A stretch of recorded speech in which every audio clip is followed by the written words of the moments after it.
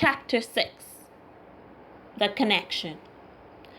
It was a cool Monday morning and Elena's first day back to school after Christmas break. Her auntie was running late for work and was unable to drop her to school.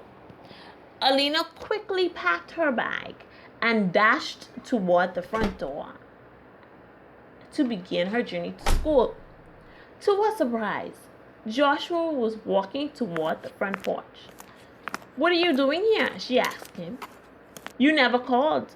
I was a little worried about you," he replied.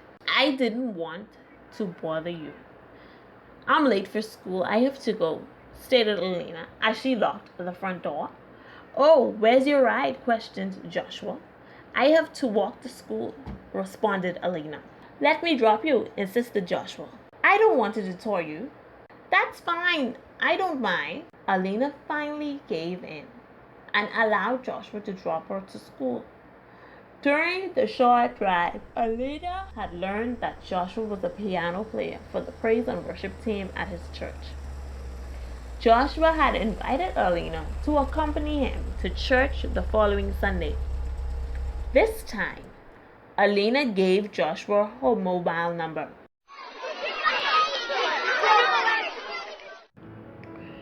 Elena had hoped to not see Ronnie and Lily to school because she did not know how to confront the both of them without tattling on Ronnie. After all, Lily was her friend and she had a right to know.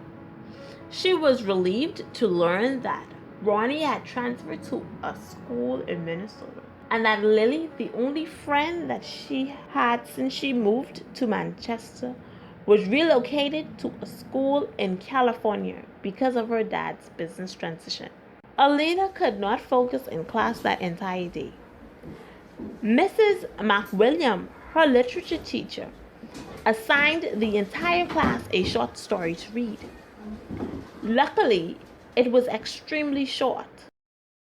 That evening, after Elena finished eating her dinner, she read the story. The story was entitled "A Respectable Woman."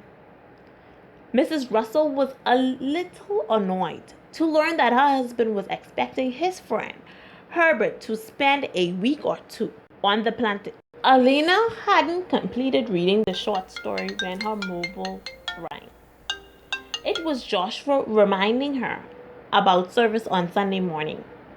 That one text prompted an hour-long conversation between the both of them that night, and many other conversations throughout the course of the week. The week went by quickly, and the only thing on Elena's mind was seeing Joshua. Sunday morning, Elena got up early to be dressed on time. Joshua had to go to church early to check the sound system, so her auntie dropped her. When Elena entered the church doors, she heard Joshua's voice. But to her surprise, he was leading the worship song. The blend of harmonies and melodies made the worship experience innovative. At the end of the church service, Joshua met Elena at the door with his parents and introduced her to them. They were elated to see that their son had managed to capture the interest of a well-groomed and beautiful young lady. Joshua dropped Elena home after the service and invited her to church the following Sunday. After that wonderful experience, Elena could not say no. This was not only the beginning of a friendship, but a relationship. Elena found herself always communicating to Joshua. On Saturdays, they would meet at his mother's music studio to create soundtracks.